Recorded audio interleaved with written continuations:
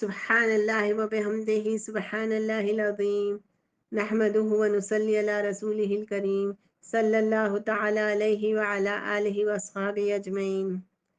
اعوذ باللہ من الشیطان الرجیم، بسم اللہ الرحمن الرحیم۔ سورۃ الناس کا ترجمہ پڑھتی ہوں۔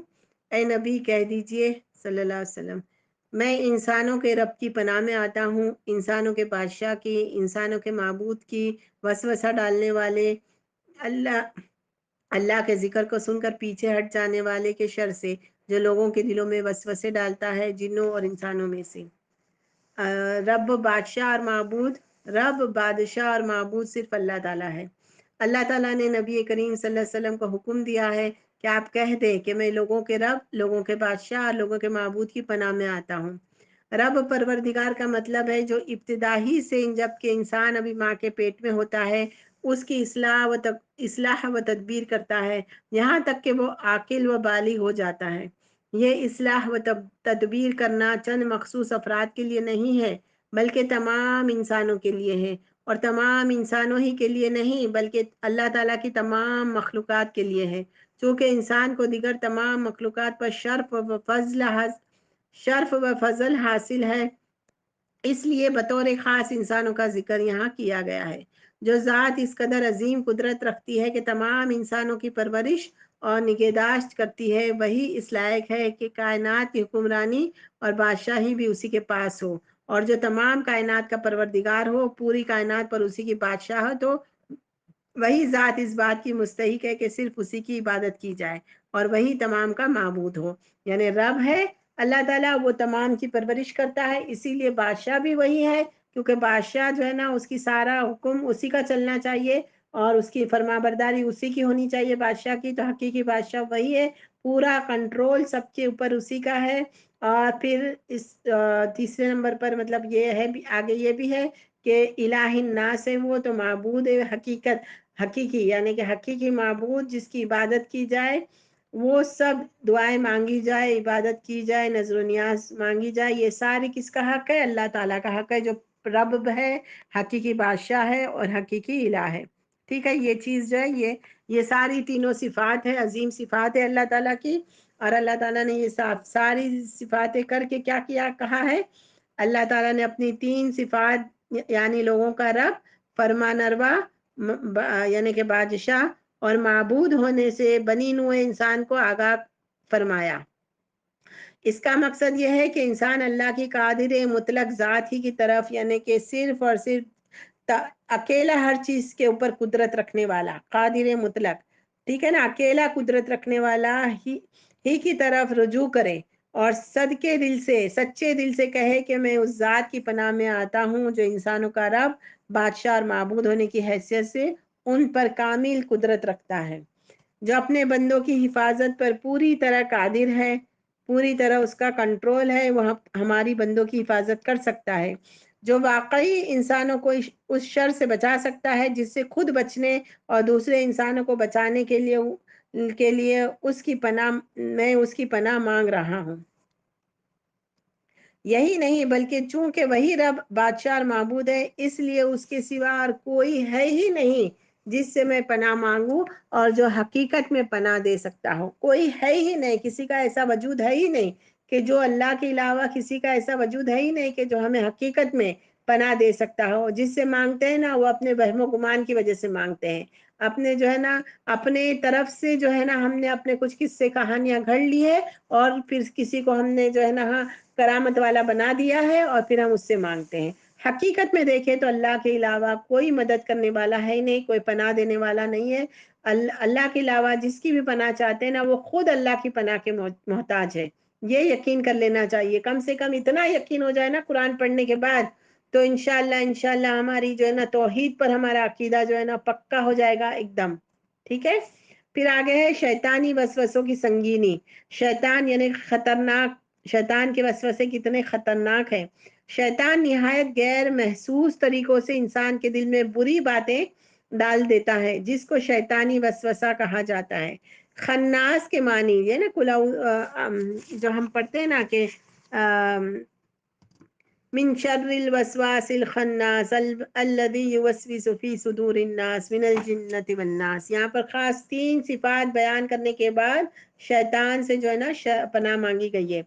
تو شیطان کیا کرتا ہے؟ شیطان کو خناس اس لیے کہا گیا ہے کہ اس کی عادت یہ ہے کہ انسان جب اللہ کا نام لیتا ہے تو یہ پیچھے بھاگتا ہے، پھر جب ذرا غفلت ہوتی ہے تو واپس آ جاتا ہے. انسان پھر اللہ کا نام لیتا ہے تو شیطان پھر پیچھے چلا جاتا ہے. یہی عمل مسلسل جاری رہتا ہے. شیاطین اور جنوں کو اللہ تعالیٰ نے انسانوں کو گمراہ کرنے کی قدرت دی ہے. اس کے علاوہ ہر انسان کے ساتھ ایک شیطان اس کا ساتھی ہوتا ہے جو اس کو گمراہ کرتا رہتا ہے. یہ ہماری آزمائش ہے نا، اس لیے جیسا کہ نبی کریم صلی اللہ علیہ وسلم کا فرمان ہے، تم میں سے ہر ایک کے ساتھ اللہ تعالیٰ نے اس کا ساتھی جنوں میں سے مقرر کر دیا ہے. صحابہ کرام رضی اللہ تعالیٰ عنہم نے عرض کیا، اے اللہ کے رسول، کیا وہ آپ کے ساتھ بھی ہے؟ آپ صلی اللہ علیہ وسلم فرمایا، ہاں میرے ساتھ بھی ہے، لیکن اللہ تعالیٰ نے اس پر میری مدد فرمائی ہے اور وہ فرما بردار ہو گیا ہے، چنانچہ وہ مجھے خیر کے علاوہ کسی بات کا حکم نہیں دیتا. یہ صحیح مسلم کی حدیث ہے. نبی صلی اللہ علیہ وسلم اعتکاف فرما رہے تھے کہ آپ کی بیوی سیدہ صفیہ رضی اللہ تعالیٰ عنہ آپ سے ملنے کے لیے آئیں. رات کا وقت تھا. آپ انہیں چھوڑنے کے لیے ان کے ساتھ مسجد کے دروازے تک آئے. اتنے میں 2 انصاری صحابی وہاں سے گزرے. جب انہوں نے آپ کو دیکھا تو تیز چلنے لگے. آپ نے ان سے فرمایا، ذرا ٹھہر جاؤ، یہ میری بیوی صفیہ ہے. تو انہوں نے عرض کی، سبحان اللہ، اے اللہ کے رسول، آپ کے بارے میں ہمیں بدگمانی تو ہو نہیں سکتی. آپ نے فرمایا کہ شیطان انسان کی رگوں میں خون کی طرح دوڑتا ہے. مجھے خطرہ محسوس ہوا کہ کہیں وہ تمہارے دلوں میں کچھ شبہ نہ ڈال دے. اس کا مطلب کیا ہے کہ ایک تو ہمارے ساتھ شیطان لگا ہوا ہے اور ہمارا نفس بھی جو ہے نا وہ شیطان کے چال میں آ جاتا ہے. ایک شیطان ہمارا نفس بھی خود ہمارا نفس جو ہے نا وہ ہمیں گمراہی کی طرف جو ہے نا ابھارتا ہے. تو کچھ دوسرے شیطان انسانوں میں سے ہوتے ہیں جو اصلاح کار اور ہمدرد کے روپ میں انسانوں کو گمراہی کی ترغیب دیتے ہیں. ٹھیک ہے، تو یہ جو ہے نا ایک شیطان رگوں میں بھی دوڑتا ہے، کسی کی طرف سے ہمیں بدگمانی کر دیتا ہے. اسی لیے رسول اللہ صلی اللہ علیہ وسلم نے بات کو واضح کر دی کہ یہ میری بیوی ہے، اسی لیے میں اس سے بات کرتا ہوں. اور اس سے یہ اصول بھی ملتا ہے کہ کبھی ایسی کوئی بدگمانی کا والا معاملہ ہمیں لگے تو اپنا جو ہے نا وہ سیف سائڈ کے لیے ہمیں اپنی طرف سے بات کو واضح کر دینی چاہیے کہ بھائی ایسا نہیں، ایسا تھا، اسی لیے تاکہ سامنے والے کو کوئی شک نہ ہو. کیونکہ شیطان ہمیشہ جو ہے نا وہ شک شبہ اور وسوسہ ڈالنے کے لیے تیار ہوتا ہے. اور جیسے کچھ انسانوں میں سے بھی شیطان ہوتے ہیں، انسان بھی جو ہے نا ہم لوگوں کو گمراہ کر دیتے ہیں. اس طریقے سے خوشنما بنا کرنا انسانوں کو پیش کر دیا جاتا ہے کہ وہ ہمیں ہمیشہ، اور آج کل جو ہے نا شیطان بھی ہر طرف چھائے ہوئے ہیں اور انسانی شیطان بھی ہر طرف چھائے ہوئے ہیں. موبائل کھولو، ہم کھولتے ہی نہیں ہے موبائل کے، ساری ہے نا یہ انسانی شیطان کے جو ہے نا پوسٹ آ جاتے ہیں اور پتہ نہیں کہاں کہاں سے ورگلاتے رہتے ہیں، کیسے کیسے آتے ہیں. اور یہ جو انڈسٹری ایک جو ہے بہت مضبوط ہو رہی ہے تو وہ بھی بہت شیطانی کام کر رہی ہے. لوگوں کو، ہمارے یوتھ کو جو ہے نا وہ ورگلاتی ہے. جو سیریلز آتی ہیں وہ بھی جو ہے نا تو ہمارے زندگی کے کتنے ہمارے وقت کو جو ہے نا وہ انگیج کر لیتی ہے اور ہمیں عبادتوں سے روک لیتی ہے. ہمارے دلوں میں کیسے کیسے فطور ڈال دیتی ہے، ہم انہی کی طرف پھر سوچنے لگتے ہیں، چالیں چلنے لگتے ہیں. یہ ساری چیزوں کو بھی یہ جو نا انسانی شیطان ہے، ان سے ہمیں دور رہنا چاہیے. ان کی چالوں سے جو ہے نا بچنا چاہیے. خوب پیسہ کماتے ہیں اور جو ہے نا جو عام انسانوں کی جو ہے نا وہ دماغوں کی جو ہے نا وہ جو حال خراب کر دیتے ہیں، وسوسے ڈال دیتے ہیں اور انسان جو ہے نا اسی کو سوچتا رہتا ہے، اسی کو کرتا رہتا ہے. اور جو ہے نا جو ہے اپنے وقت کو، یہ جو ایک انمول زندگی ہمیں ملی ہے، یہ وقت جو گزر جائے گا وہ دوبارہ کبھی بھی نہیں آنے والا واپس. وہ وقت ہمارا اسی میں سارا صرف ہو جاتا ہے. انسان جو ہے نا وہ حد کے بغیر جو ہے نا اس کے ساتھ الجھے رہتے ہیں. ٹھیک ہے، پھر کسی اور چیز کے لیے ان کے لیے وقت ہی نہیں رہتا، اچھی چیزوں کے لیے. پھر آگے ہے سورۃ الناس میں اللہ تعالیٰ نے بیان کیا ہے کہ دو چیزیں انسان کو گمراہ کرتی ہے، شیطان اور انسان۔ قرآن مجید نے ان دونوں دشمنوں سے دفاع کا طریقہ اور ان کا علاج بھی بتایا ہے۔ انسانی دشمن کا علاج عفو، درگزر، حسن سلوک اور صبر جمیل بتایا گیا ہے، اور جو انسان حد سے بڑے ہوئے ہوں اور سیدھے ہاتھوں سے ماننے والے نہ ہو تو ان کا علاج جہاد و قتال بیان کیا گیا ہے، کیونکہ وہ کھلا دشمن ہے، کھلے سامان کے ساتھ سامنے آتا ہے اور اس کی قوت کا مقابلہ قوت سے کیا جا سکتا ہے۔ یہ عفو، درگزر، اس کا جو معاملہ ہے نا، وہ زیادہ تر جو ہے نا، شیطان سب سے زیادہ کس کے بیچ میں جھگڑا دلا کر خوش ہوتا ہے؟ میاں بیوی کے، ٹھیک ہے نا۔ سلیمان علیہ السلام کے زمانے میں بھی جو جادو ہوتے تھے نا، وہ اس کا مین ایم ہوتا تھا میاں بیوی میں جھگڑا کروانا، سورۃ البقرہ میں ہے۔ اور ابلیس سب سے زیادہ اپنے چیلوں سے، اس چیلے سے خوش ہوتا ہے جو چیلا یہ آ کے کہتا ہے کہ میں نے فلاں میاں اور بیوی میں جھگڑا ڈلوا دیا ہے۔ اور آج کل کے ماحول میں آپ دیکھیں تو میاں بیوی میں اس قدر آئے دن جو ہے نا سوال آتے ہیں کہ طلاق ہو گئی ہے، طلاق کا معاملہ ہو گیا ہے، جھگڑا ہو گیا ہے، یہ ہو گیا ہے، وہ ہو گیا ہے۔ تو میاں بیوی میں جو ہے نا بے سکونی اور جو ہے نا بدمزگی اور انڈرسٹینڈنگ کی کمی اور یہ ساری چیزیں بہت زیادہ بڑھ گئی ہے۔ تو اس کے لیے بھی جو ہے نا بتایا گیا ہے کہ معاملہ کیا کرنا چاہیے، عفو، درگزر، حسن سلوک، صبر جمیل، یہ ساری باتیں بتائی گئی ہے کہ یہ جو انسان کی طرف سے جو شر آتی ہے نا ہمیں، تو اس میں یہ معاملہ کرنا چاہیے۔ دو انسانوں کے بیچ میں جو ایک گھر میں رہتے ہیں، ایک خاندان میں رہتے ہیں، تو خاندان والوں کے ساتھ، گھر والوں کے ساتھ، دوستوں کے ساتھ عفو، درگزر، حسن سلوک، یہ سارا چیزیں اپنانی چاہیے۔ اور جو بالکل کھلے ہو کے انسان آ جائے تو اس کے ساتھ پھر جہاد بھی کرنا چاہیے، قتال بھی کرنی چاہیے، اور ان کے ساتھ جو ہے نا دوری بھی اختیار کرنی چاہیے، ٹھیک ہے۔ یہ بھی حدیثوں میں آتا ہے۔ پھر ہے دوسرا دشمن شیطان ہے جو اپنی فطرت میں شریر ہے۔ احسان، عفو، درگزر، صبر جمیل اس پر کوئی اچھا اثر نہیں ڈالتے جس سے وہ اپنی شرارت سے باز آ جائے، اور نہ جہاد قتال کے ذریعے سے ظاہری طور پر اس کا مقابلہ کیا جا سکتا ہے شیطان سے۔ یہ دونوں قسم کے نرم و گرم تدبیریں صرف انسانی دشمن کے مقابلے میں چلتی ہے، اس لیے شیطان کا علاج صرف اللہ تعالیٰ کی پناہ میں آنا اور اس کے ذکر میں مشغول ہونا ہے، جس کی قرآن مجید میں جا بجا تلقین کی گئی، اور اسی پر قرآن کا اختتام کیا گیا ہے۔ اختتام یعنی قرآن کو مکمل کیا گیا ہے یہ سورۃ الناس میں، کہ اسی میں کہ ہمیں کیا کرنا چاہیے، شیطان سے بچنے کے لیے پناہ کس کی لینی چاہیے؟ اللہ تعالیٰ کی، کیونکہ وہ ایسا دشمن ہے کہ دوسرے سارے علاج اس سے کام نہیں آتے، وہ ہمیں نظر بھی نہیں آتا، وہ تو ہمیں نظر بھی نہیں آتا۔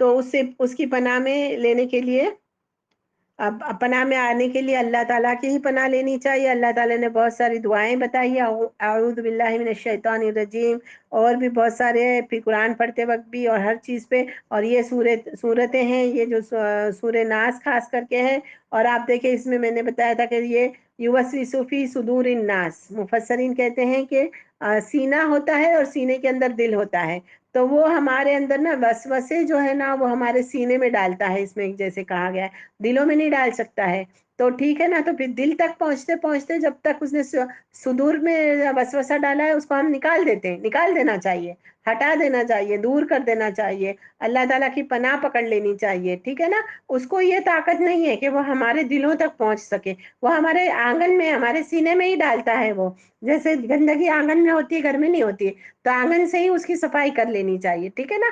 تو اس کے لیے، اور اس کو یہ طاقت نہیں ہے کہ وہ ہمیں زبردستی کوئی برائی کروائے، وہ صرف وسوسہ ڈالتا ہے، وہ وہم ڈالتا ہے۔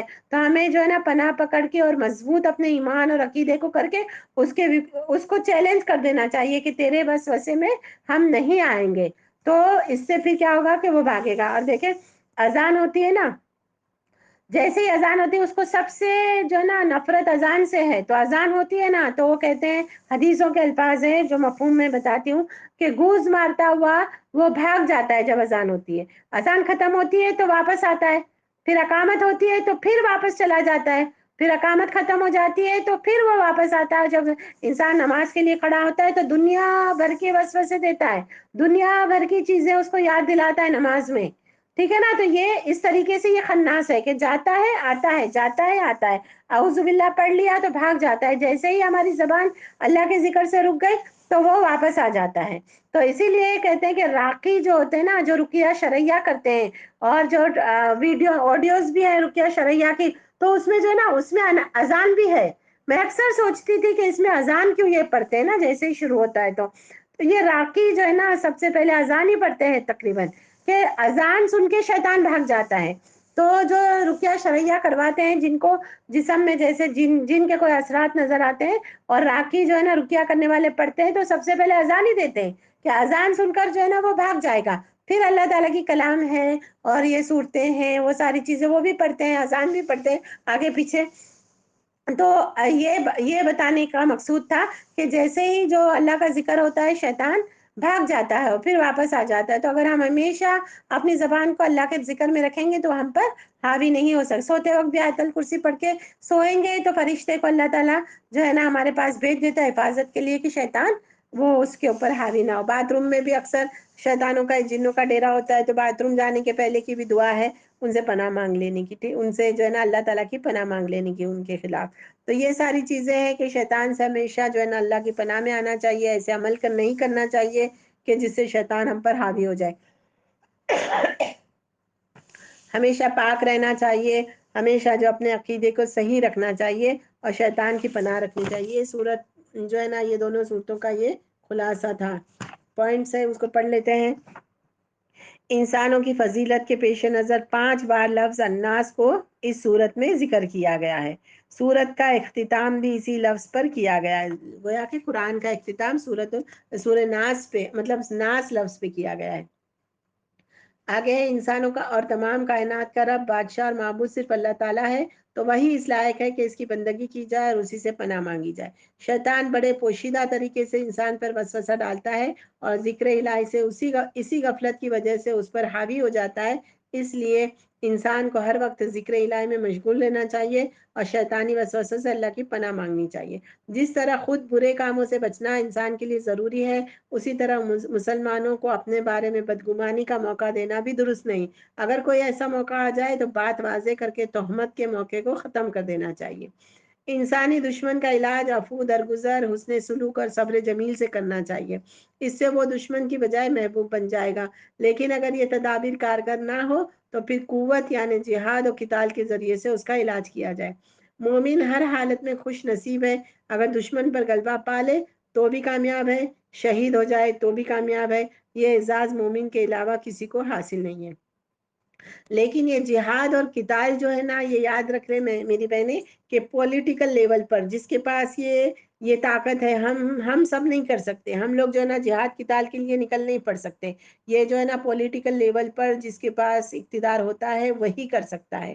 ٹھیک ہے، یہ تو ایک اصول بتایا گیا ہے، لیکن ہمیشہ ہم لوگوں کو تو صبر اور حسن سلوک کے ساتھ ہی کام کرنا چاہیے اور تھوڑی بہت جو ہے نا مخالفت یا تھوڑی بہت ڈانٹ ڈپٹ کر لینی چاہیے. ٹھیک ہے. شیطان انسان کا کھلا دشمن ہے جس سے مقابلے کے لیے انسان کو ہم وقت تیار رہنا چاہیے اور کسی بھی موقع پر ہار تسلیم نہیں کرنی چاہیے، کیونکہ شیطان کے مقابلے میں ہار جانا آخرت کو تباہ کر دے اور برباد کر دینا ہے. صرف اللہ تعالیٰ کی پناہ سے شیطان کا مقابلہ کیا جا سکتا ہے. اس لیے انسان کو کثرت کے ساتھ استعاذہ کرنا چاہیے. استعاذہ یعنی اعوذ باللہ پڑھنا چاہیے، اللہ کی پناہ مانگنی چاہیے. یعنی وہ دعائیں پڑھنی چاہیے جس میں شیطان سے پناہ مانگنے کا ذکر ہے، اور صبح و شام 3 بار سورہ اخلاص، سورہ الفلق اور سورۃ الناس پڑھنی چاہیے. اور فرض نماز کے بعد ایک دفعہ ان صورتوں کو پڑھنا چاہیے اور رات کو سونے سے پہلے. ٹھیک ہے نا. یہ سورۃ الناس اور سورۃ الفلق کی کچھ تفسیر ہو گئی. یہ تفسیر تو بہت وسیع ہوتی ہے، لیکن جو ہے نا یہ ہم لوگ کو اللہ تعالیٰ اس میں سمجھا دے اللہ تعالیٰ، اور آگے جو ہے مزید پڑھا دے اللہ تعالیٰ ہمیں، آگے اور بھی تفسیروں سے پڑھنے والا ہمیں بنا دے. انفرادی طور پہ انسان الگ الگ تفسیروں کو کھنگالے تو اور مزید ان کے علم میں اضافہ ہوتا جائے گا اور عمل میں بھی اضافہ ہوتا جائے گا. اور جو ہے بات کو یہاں پر ختم کرتے ہیں. انشاءاللہ اگلی بار سورۃ الاخلاص پڑھیں گے. سبحانک اللہم و بحمدک نشہد ان لا الہ الا انت نستغفرک و نتوب الیک وما علینا الا البلاغ المبین وآخر الدعوانا ان الحمد للہ رب العالمین. اللہ تعالیٰ غلطی کوتاہی کو معاف کر لے اور اللہ تعالیٰ جو ہے نا ہماری کوشش کا قبول کر لے. ربنا تقبل منا انک انت السمیع العلیم وتب علینا انک انت التواب الرحیم. صلی اللہ تعالیٰ علیہ وعلی آلہ وصحبہ اجمعین برحمتک یا ارحم الراحمین.